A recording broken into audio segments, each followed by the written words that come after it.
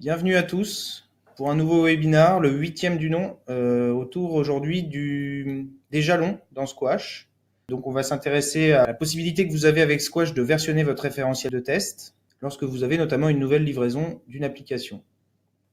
On va entrer dans ce webinar en se présentant tout d'abord. Je vais laisser Marion se présenter. Alors bonjour à tous, je m'appelle Marion Delobo et je suis Product Owner de Squash TM. Et moi-même, Thibault Le Faucheur, responsable communication Squash sur les parties management et automatisation. Squash, on fait toujours un rappel au début pour ceux qui ne connaissent pas, c'est un projet open source développé depuis maintenant 10 ans presque par Enix, qui est donc une ESN pure player de la qualité logicielle. Donc le projet a été initié en 2010. Depuis, Enix est le principal contributeur, mais pas l'unique, mais le seul committeur de la suite Squash.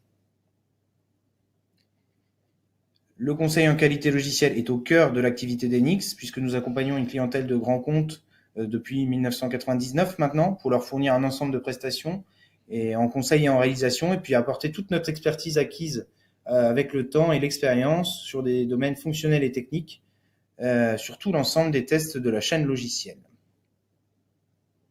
Enix, c'est donc 4 activités principales réparties comme présenté ici. Plus de la moitié des activités d'Enix sont liées à la réalisation de tests, que ce soit manuel ou automatisé.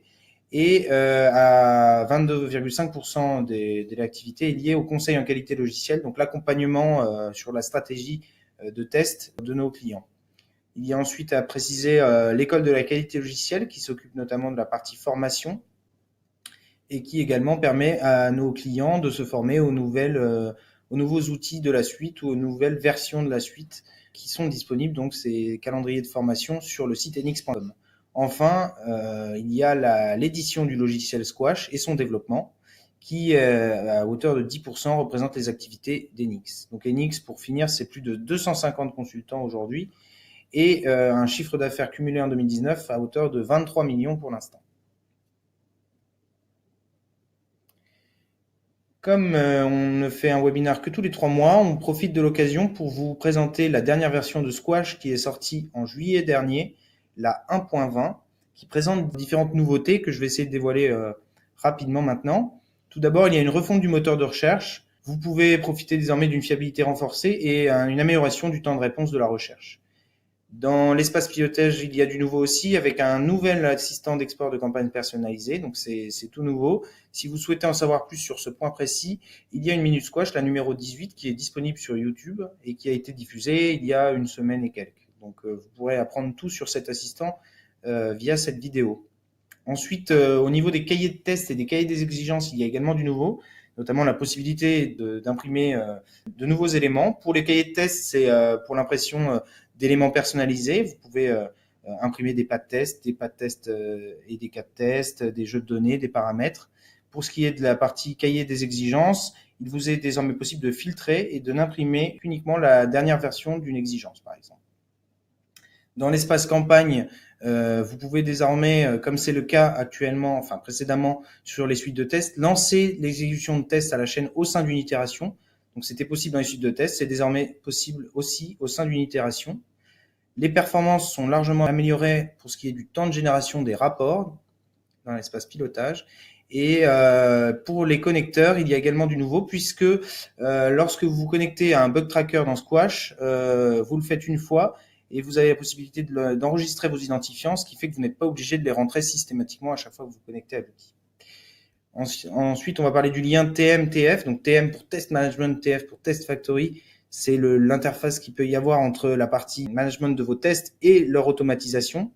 Donc désormais, lors de l'exécution d'un cas de test automatisé, les informations du jeu de données sélectionné pour l'exécution du test sont transmises directement à SquashTF, donc sous la forme d'un fichier .json. Et pour ce qui est de l'organisation des fichiers .feature dans le Git, ils sont organisés tout à fait de la même manière que dans l'arborescence Squash, c'est-à-dire avec une logique de dossier sous dossier, pour plus de lisibilité. Enfin, sur une note un peu plus technique, Squash est désormais compatible avec Jira 8 et Redmine 4. Ceci étant dit, nous allons évoquer maintenant le sommaire de ce webinaire précisément. Donc sur les jalons, Marion va vous développer une démo autour du sujet, à commencer par vous définir les jalons, vous montrer comment on en crée et comment on associe un jalon. Et ensuite, montrer qu'il est possible d'associer un jalon à des éléments du référentiel de test dans Squash. On passera ensuite à la présentation du mode jalon, à l'exploitation des éléments de reporting avec les jalons, et on terminera avec des cas d'utilisation spécifiques pour vous dévoiler en quoi servent la duplication et la synchronisation des jalons dans Squash. Bien sûr, en toute fin de webinaire, nous répondrons à vos questions que vous pouvez poser, comme vous l'avez déjà fait pour certains via le chat à droite de l'écran. Donc ici, vous posez vos questions et on y répondra après la démo. Merci de votre écoute et puis on va passer tout de suite à la démo et se connecter à l'outil. Alors, tout d'abord, nous allons commencer ce webinaire par quelques éléments de contexte afin de mieux appréhender ce qu'est la notion de jalon. Donc en développement informatique, une version d'une application va contenir un ensemble d'évolutions et de corrections. Ces évolutions fonctionnelles sont généralement décrites sous forme d'exigences. Donc on peut considérer qu'à une version d'une application est associé un ensemble d'exigences qui seront couvertes par des cas de test qui seront exécutés au sein d'une campagne de test. L'idée est donc de regrouper l'ensemble de ces objets, donc les exigences, les cas de test et les campagnes, comme étant le référentiel de test cohérent qui correspond à une version donnée de l'application. Donc c'est ce qu'on appelle le versionning du référentiel de test. Et donc c'est dans ce contexte que vont intervenir les jalons que je vais vous présenter aujourd'hui, que l'on peut définir comme étant des étiquettes qui vont être affectées aux exigences cas de test et campagne pour les regrouper sous une version commune. On pourra ensuite visualiser uniquement, comme on le verra tout à l'heure, au niveau de la bibliothèque, ou plutôt des bibliothèques des différents espaces, les objets qui sont associés aux jalons, et uniquement ces objets. Donc, on va commencer par la création de jalons. Donc, ça se passe dans l'administration, au niveau du menu jalons. Donc, cet espace est accessible à la fois aux administrateurs et à la fois aux chefs de projet, avec quelques petites différences au niveau des fonctionnalités accessibles. Donc, tout d'abord, lorsque vous avez une nouvelle instance de Squash, il faut savoir que par défaut, les jalons sont inactivés. Donc, le bouton ici apparaît en surbrillance. Là, dans notre cas, il est actif, donc il faut bien penser à les activer avant de pouvoir utiliser les jalons. Donc, on va démarrer tout de suite sur la création d'un jalon. Donc, on clique sur le bouton « Ajouter » ici. On saisit un certain nombre d'informations. Donc, tout d'abord, le libellé du jalon. Donc, moi, je décide de lui donner le numéro de la version de mon application. On lui donne ensuite un statut. Donc, il y a 4 options possibles qui vont chacune avoir une incidence sur l'association et sur la modification des éléments qui sont associés au jalon. Donc, on reviendra en détail dessus tout à l'heure, très rapidement. Donc, le statut planifié va vous permettre simplement de créer le jalon et de l'associer à votre projet, sans l'associer aux objets du référentiel de test.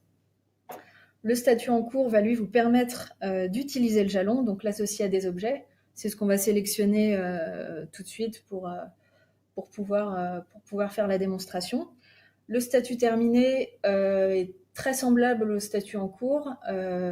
C'est simplement le libellé qui change. Donc c'est juste à titre indicatif. Et enfin, le statut verrouillé, lui, va empêcher l'association du jalon à de nouveaux objets et va empêcher, lorsqu'il est associé à des objets, de les modifier. Donc nous, on va sélectionner en cours à ce niveau-là. Il faut ensuite sélectionner une date d'échéance. On va choisir la date du jour. Donc la date est obligatoire, mais il faut savoir qu'elle n'a aucune influence sur le comportement des jalons et qu'elle n'est là qu'à titre indicatif. On peut également saisir une description. Donc on ajoute le jalon, il apparaît bien dans la liste des jalons qui sont présents sur l'instance. Si maintenant on va sur la page de consultation du jalon, on voit qu'il y a également d'autres notions. Donc la portée qui peut prendre deux valeurs et qui dépend en fait du profil de l'utilisateur qui a créé le jalon.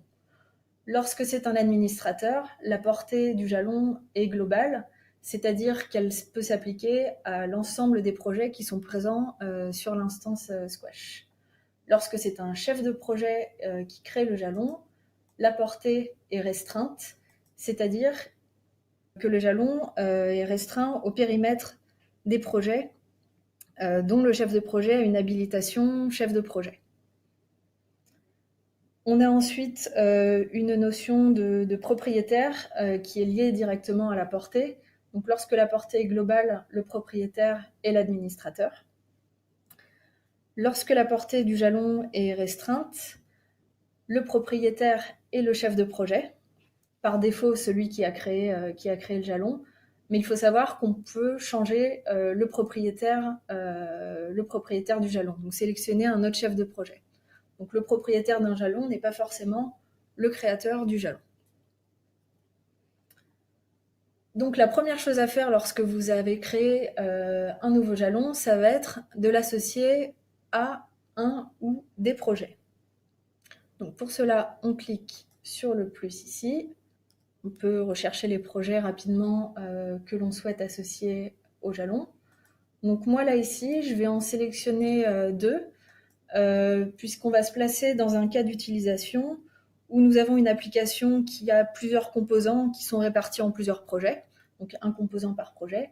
Et donc on va vouloir pouvoir associer des éléments de ces différents projets à un seul et même jalon qui correspond à une version donnée de l'application. Donc là, j'ai associé le jalon à différents projets. Il faut savoir qu'à ce niveau, le jalon n'est pas associé aux objets du référentiel de test. Donc il n'est pas associé aux exigences, aux cas de test et aux campagnes. Donc là, je vais pas vous le montrer, mais il est à noter que cette création et cette association de jalons peut également être faite toujours dans l'administration, mais au niveau d'un projet directement. Et si vous faites cette action à ce niveau-là, vous avez la possibilité d'associer en masse, donc depuis l'administration, l'ensemble des exigences et des cas de test déjà présents dans votre projet au nouveau jalon. Donc là, on va repasser sur l'espace de gestion des jalons avec la liste des jalons déjà présents sur mon instance.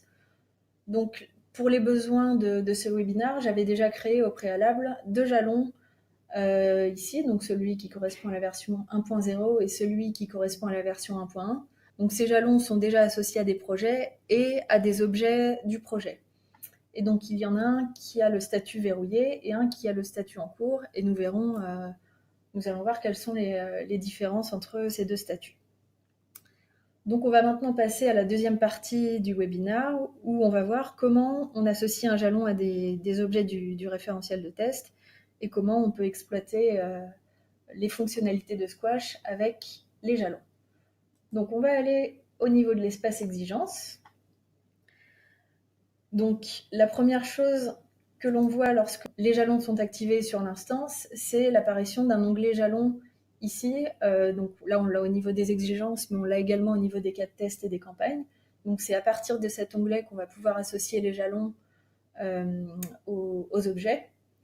Et également dans les tableaux, notamment d'association, on va avoir une colonne jalon qui va s'afficher.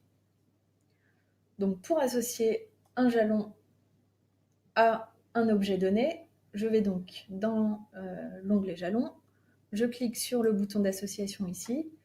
Là, j'ai la liste des jalons qui sont associés à mon projet et qui ont un statut qui me permet d'effectuer l'association. Donc tous les jalons au statut planifié ou verrouillé ne figureront pas dans cette liste. Donc là, j'ai la possibilité de sélectionner un ou plusieurs jalons. Là, on voit qu'ils sont associés. On peut également les désassocier directement. Donc voilà, là j'ai associé mon nouveau jalon à une exigence. Si maintenant je retourne dans l'onglet Information, je vois que mon exigence est associée à un cas de test. Et donc lorsque j'associe un jalon à une exigence qui elle-même est associée à un cas de test, le cas de test va automatiquement hériter du jalon associé à l'exigence. Donc là, je suis au niveau de mon cas de test. Je vois que le jalon est associé. Il apparaît en grisé parce qu'il n'est pas lié directement au cas de test. Mais on le voit quand même. Il est indirectement lié. En revanche, l'inverse n'est pas vrai. Si j'associe un jalon à un cas de test, l'exigence n'héritera pas du jalon. Donc là, j'ai la possibilité vraiment de faire les deux. Si vous utilisez le versionning d'exigence, il est à noter qu'un jalon ne peut pas être lié à plusieurs versions d'une même exigence. Donc ça, c'est un point qu'il faut bien garder en tête. Donc on avait parlé du statut des jalons tout à l'heure. Donc je vais passer sur une autre exigence qui est liée à un jalon au statut en cours. Donc, qu'est-ce que je peux faire lorsque j'ai un jalon au statut en cours? Eh bien, je peux l'associer ou le désassocier à l'exigence. Je peux continuer à travailler sur mon exigence, ou mon cas de test d'ailleurs, en modifiant l'ensemble des champs. Donc ça, il n'y a aucun souci. Le mode d'utilisation de Squash reste le même.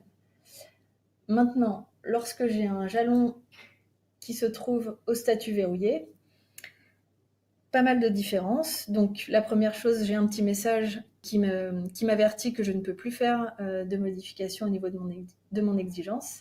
Effectivement, tous les champs sont en lecture seule. Et si je vais sur l'onglet jalon, je n'ai pas la possibilité de désassocier le jalon au statut verrouillé de mon exigence. Si je veux pouvoir à nouveau la modifier, je vais être obligée de passer par l'administration pour changer le statut du jalon et ensuite effectuer mes modifications. Pour information, donc, on peut associer plusieurs jalons à une exigence, on peut associer plusieurs jalons à un cas de test. En revanche, on ne peut associer qu'un seul jalon par campagne. Au niveau des fonctionnalités de Squash qui vont pouvoir se combiner avec les jalons, on a la recherche. Donc ça, c'est valable à la fois pour les exigences et les cas de test. Ou si l'on regarde, on a un nouveau bloc au niveau des critères de recherche qui va permettre d'effectuer une recherche par jalon, donc sur leur libellé, sur leur statut ou sur leur date d'échéance. Donc ce que je vous ai dit, c'est que ça, on l'a au niveau des exigences des cas de test, mais on l'a également au niveau de l'espace campagne lors de la création de plans d'exécution par recherche de cas de test ou d'exigences associées. Et donc ça peut être assez pratique pour créer un plan d'exécution qui porte uniquement sur les cas de test associés à une version bien précise de votre référentiel de test ou de votre application. Donc là, je vais effectuer une recherche simple, sans critères sur les jalons, donc juste à partir d'un projet. Et donc, une autre fonctionnalité disponible depuis la recherche, et donc depuis les résultats de recherche, va être l'association en masse à un jalon. Donc là, lorsque j'effectue une recherche, j'ai la possibilité de sélectionner plusieurs éléments, donc par contrôle-clic. Voilà. Et j'ai ce bouton « Modifier jalon » qui va me permettre d'associer le jalon de mon choix à l'ensemble des éléments de ma sélection. Donc là, voilà. Je ne sais pas si vous avez vu, mais la colonne jalon ici, qui m'indique le nombre de jalons associés à mes objets, a été mise à jour. Donc voilà pour cette partie. Nous allons maintenant parler du mode jalon qui va nous permettre de n'afficher dans les bibliothèques que les éléments liés à un jalon donné. Donc pour activer ce mode jalon, on va aller dans Mon compte. Donc ça, c'est accessible par utilisateur et activable par utilisateur. Dans le bloc mode d'affichage des bibliothèques, on va sélectionner jalon, ici. On va donc pouvoir sélectionner le jalon de notre choix. Et si l'on repasse dans les espaces, on va voir qu'on a un nouvel encart au-dessus de la bibliothèque qui nous indique qu'on est bien en mode jalon et qu'on consulte actuellement les éléments associés à mon jalon qui correspond à la version 1.1 de mon application. Donc là, on voit bien que l'arborescence a été filtrée en affichant que les espaces associés à mon jalon. Donc j'en ai beaucoup moins que tout à l'heure. J'ai des dossiers qui sont vides, puisque aucun élément qui était présent dans ces dossiers ne sont associés au jalon correspondant à cette version. Et donc on voit que je peux tout à fait avoir un jalon qui est associé à des objets de différents projets, à condition d'avoir associé le jalon à différents projets. Si maintenant je vais dans l'espace cas de test, on voit qu'on a exactement la même chose. L'espace a également été filtré. J'ai toujours la possibilité de faire des opérations de création dans la bibliothèque. Donc c'est ce que je vais faire maintenant. On va créer un nouveau cas de test.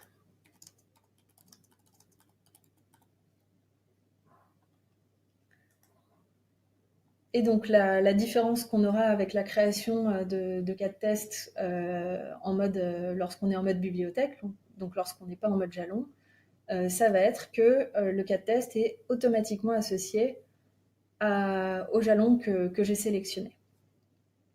Je n'ai plus à le faire manuellement. Une autre fonctionnalité que l'on trouve uniquement avec le mode jalon, c'est la possibilité de créer des nouvelles versions de cas de test.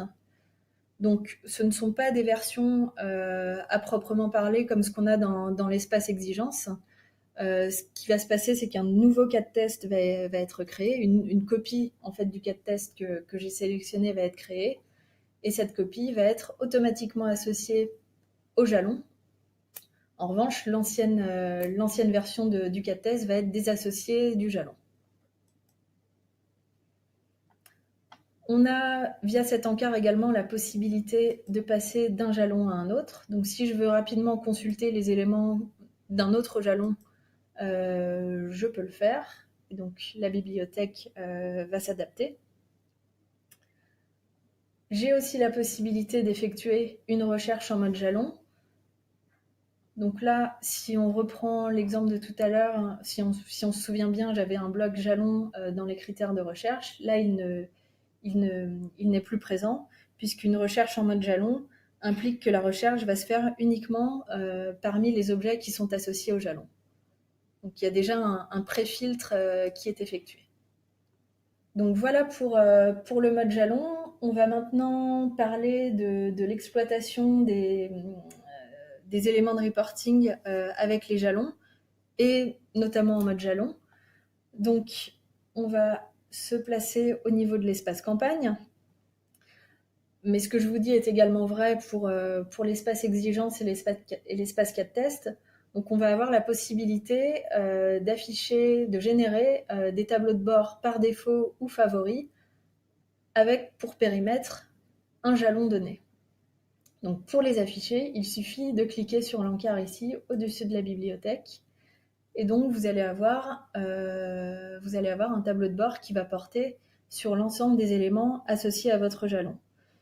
Et donc là, dans le cas qu'on avait évoqué tout à l'heure, où vous avez une application avec plusieurs composants répartis en plusieurs projets, vous pouvez avoir vraiment un reporting global au niveau de la version, puisque là, on voit bien que j'ai 2 campagnes qui sont présentes dans différents projets, et donc qui figurent bien dans mon tableau de bord ici. De la même manière, au niveau de l'espace pilotage, et plus précisément des rapports, on a la possibilité de générer des rapports uniquement à partir d'un jalon. Donc le périmètre sera le jalon, ne sera plus le projet, la campagne ou autre. Donc là, j'étais en mode jalon, donc le jalon que j'avais choisi est automatiquement sélectionné et je ne peux pas le changer. Maintenant, si je repasse en mode bibliothèque, je vais avoir la possibilité de sélectionner le jalon de mon choix et de générer un rapport à partir de là. Voilà pour la partie pilotage. Donc on va finir ce webinaire avec les notions de duplication et de synchronisation des jalons. Donc ce sont des fonctionnalités qui vont permettre de pouvoir créer et associer automatiquement un nouveau jalon aux objets déjà associés à d'autres jalons. Donc pour cela, on va repasser dans la partie administration de Squash et dans l'espace de gestion des jalons. Donc on va se mettre dans un cas où vous avez une nouvelle version d'une application avec de nouvelles fonctionnalités. Vous allez donc vouloir créer tout d'abord un nouveau jalon associé à cette nouvelle version. Et là, deux cas d'utilisation vont se présenter à vous. Le premier cas d'utilisation, vous allez vouloir dans un premier temps récupérer l'ensemble des objets qui sont associés au jalon correspondant à la version précédente de votre application. Donc pour cela, nous allons dupliquer le référentiel du jalon qui correspond à cette version pour pouvoir associer les éléments à la nouvelle version du jalon. Donc on sélectionne, pour dupliquer un jalon, on sélectionne le jalon correspondant à l'ancienne version. On clique sur dupliquer. Donc là, ça va ouvrir une nouvelle pop-up où on va pouvoir rentrer le nom du nouveau jalon. Donc là, je sélectionne, je saisis une nouvelle version. Toujours pareil, on peut sélectionner un statut et une date d'échéance, ainsi qu'une description. Et là, on a la possibilité, lorsque l'on duplique un jalon, soit de récupérer l'ensemble des objets, donc les exigences et cas de test qui étaient associés au précédent jalon, soit uniquement les exigences, soit uniquement les cas de test, ou soit aucun des deux. Et à ce moment-là, le nouveau jalon sera associé uniquement au projet de l'ancien. Donc ça, c'est à vous de choisir. Donc là, j'ajoute mon jalon et on pourra éventuellement aller voir tout à l'heure, mais si je vais au niveau de la bibliothèque consulter les éléments qui étaient associés à la version précédente de mon jalon, je verrai qu'elles sont également associées à la nouvelle version. Donc ça, c'est le premier cas d'utilisation. Donc vous avez fait cette opération de duplication dans un premier temps, et puis après, vous pourrez continuer à enrichir votre patrimoine de test par rapport aux nouvelles fonctionnalités de la nouvelle version, donc en créant des exigences, des cas de test, et en les associant aux jalons correspondant à la nouvelle version. Deuxième cas d'utilisation maintenant, où on a une approche plutôt inverse au premier cas, où d'abord vous allez créer bien sûr votre jalon et créer les objets correspondant aux nouvelles fonctionnalités et les associer au jalon. Et dans un deuxième temps, vous allez vouloir récupérer les objets qui étaient associés à la version précédente pour les associer à la nouvelle version. Donc cette fois-ci, on va synchroniser le jalon de la version précédente avec le nouveau. Donc pour synchroniser deux jalons, on sélectionne les jalons de notre choix, on clique sur synchroniser, et là, trois modes de synchronisation s'offrent à nous. Donc, deux modes sans réciprocité, où vous allez récupérer les objets d'un jalon 1 pour les synchroniser vers le jalon 2 et inversement. Et un mode de synchronisation avec réciprocité, où chacun des deux jalons vont récupérer les éléments de l'autre. Donc là, on les voit bien ici. Et voilà. Et pour finir, ces options juste pour information, ces options de duplication et de synchronisation peuvent être uniquement utilisées avec des jalons au statut en cours et terminé. Donc, si vous utilisez des jalons au statut verrouillé, il faudra changer le statut. Voilà pour cette démonstration autour des jalons. J'espère que cette notion est un petit peu plus claire pour vous maintenant. Et maintenant, on attend vos questions si vous en avez. Voilà, merci Marion. Il y a déjà quelques questions qui sont arrivées. Je pense qu'il est important de rappeler que le cas d'utilisation des jalons est particulièrement pertinent lorsque vous avez effectivement différentes versions d'une application qui vous sont livrées. Et selon les éléments que vous souhaitez garder et mettre en avant, vous avez cette option de sélectionner tous les éléments liés à une version dans un seul et unique jalon qui prend effectivement, comme le disait Romuald dans le chat, le nom plus ou moins d'un tag ou d'une étiquette, on peut dire, liée à chacun de ces éléments. Donc, on regarde vos questions. Alors, on nous demande si on peut affecter un jalon à un groupe d'utilisateurs. Alors non, en fait, le jalon va plutôt être au niveau projet. Et du coup, ce sera plutôt par rapport aux droits qu'on a sur les projets. On nous demande si la vue jalon est enregistrée dans chaque connexion.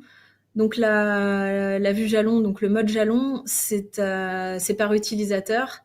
Et donc c'est enregistré au niveau de la session de l'utilisateur. Et donc lorsque vous vous reconnectez avec le même utilisateur, vous devriez retrouver votre vue jalon. Pour répondre à la question de Romuald, qui est le terme jalon, c'est comme cela que le terme a été défini lors de l'élaboration de l'outil. Effectivement, comme précédemment dit, plus ou moins lié au fait que c'est une étiquette ou un tag, on peut dire, voilà, des éléments du référentiel de test. Alors, pouvez-vous expliquer plus en détail l'articulation des jalons avec les campagnes et itérations? Donc, on va peut-être repasser au niveau de l'espace campagne. Donc, les jalons, au niveau des campagnes, donc on ne peut lier qu'un jalon par campagne. On ne peut pas lier de jalons à des itérations directement, puisque dans Squash, on considère qu'une campagne correspond à une version. Donc je ne sais pas sur quoi porte votre question, si c'était par rapport à mon cas d'utilisation tout à l'heure où je considérais que j'avais une application qui portait sur plusieurs projets. Mais voilà, sachez que dans Squash, on a déjà cette notion de campagne qui peut se référer à une version d'un composant ou à une version d'application si vous n'avez qu'un seul projet. Mais rien ne vous empêche d'associer un jalon à cette campagne. Donc là, du coup, on nous dit que quand on synchronise deux jalons, on peut faire en sorte que les éléments du jalon 1 s'insèrent dans le jalon 2. Mais si dans le jalon 1, j'ai une exigence en version 1 et que dans le jalon 2, j'ai la même exigence mais en version 2, après la synchro, l'exigence sera en version 1 ou version 2. Ce serait la version 2, donc la dernière version de l'exigence. Oui, alors pour la notion de campagne et d'itération, nous dans Squash, on considère qu'une campagne correspond à une version, une release d'une application et que les itérations correspondent aux différents cycles qui vont permettre d'arriver à aux différentes livraisons qui vont permettre d'arriver à cette release finale. Il n'y a pas de nouvelles questions. On est encore là quelques minutes avec vous, sans souci. Si vous voulez formuler d'autres questions en lien avec les jalons, on vous rappelle qu'il est possible il sera possible de revoir ce webinaire sur notre chaîne YouTube Squash Team, de voir tous les anciens webinaires, les minutes squash et les démos que nous avons réalisés depuis maintenant quelques années. Le contenu est régulièrement mis à jour. En attendant, les minutes squash sont publiées tous les mois et les webinars tous les 3 mois. Donc le prochain sujet n'a pas encore été déterminé. N'hésitez pas à nous contacter si vous souhaitez, si vous avez des idées de webinars à développer. Donc là, on nous demande si on conseille d'utiliser les jalons comme une version produit et non pas comme un jalon projet, validation conception, validation réalisation. Là, le cas d'utilisation qu'on a choisi d'expliquer, effectivement, c'était plutôt la version produit. C'est plutôt le cas classique pour lequel ont été créés les jalons, mais rien ne vous empêche de créer des jalons, de créer deux jalons, un pour la conception, un pour la réalisation. Ça dépend vraiment de votre organisation au sein de votre équipe et du projet. Donc, là, il y a pas vraiment de problème à ce niveau-là. Vous pouvez complètement utiliser les jalons de cette manière-là aussi. Pour répondre à la question de Cécile, l'élément qu'on veut bien préciser, c'est qu'une campagne ne peut pas être liée à plusieurs jalons. Donc effectivement, dans ce cadre-là, une campagne ne peut pas appartenir à deux jalons différents. On reste encore disponible 1 à 2 minutes, mais n'hésitez pas à envoyer vos messages. Si vous souhaitez également, via notre site squashtest.com, vous pouvez aussi vous abonner à la newsletter Squash. Celle-ci vous donnera les clés sur les nouvelles versions des éléments de la suite Squash qui sortent, l'actualité et aussi les inscriptions aux futurs webinars et le lien aussi vers toutes les vidéos que l'on produit autour de Squash. On vous remercie de votre présence et de vos questions. Merci beaucoup. On se dit à très vite pour un prochain webinar et on vous dit bonne fin de journée d'ici là. À bientôt. Au revoir.